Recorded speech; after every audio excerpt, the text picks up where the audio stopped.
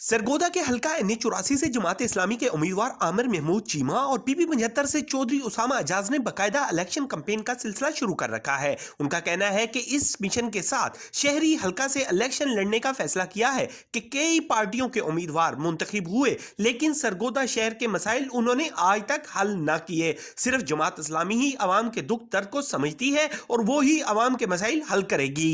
मेरा नाम उसामा इजाज़ है। जमात इस्लामी की तरफ से PP 75 सरगोदा शहर से उम्मीदवार हूँ। इस शहर की हालत ज़ार ये है कि गुज़श्ता 20 बरस में 2 सियासी जमातों ने यहाँ पे हुकूमत की है जो वफाक का भी हिस्सा रही है, लेकिन इसके नतीजे में पूरे शहर को तबाही के अलावा कोई चीज़ नहीं मिली। सीवरेज का निज़ाम हो, ट्रैफिक का निज़ाम हो, सेहत का निज़ाम हो, हर चीज़ ख़राब है।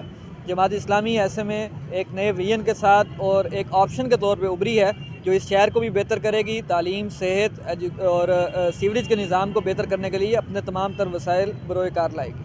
जमात इस्लामी के उम्मीदवारों का कहना है कि जिस तरह लोग सैलाब और जलजला जदगान तक अल-खिदमत फाउंडेशन को अपनी रकम इस यकीन से देते हैं कि वो सही तरीके से हकदार तक पहुंचेगी, इसी यकीन के साथ अवाम वोट भी जमात इस्लामी को दें। हम अवाम के मसाइल हल करने के लिए पेश रहेंगे।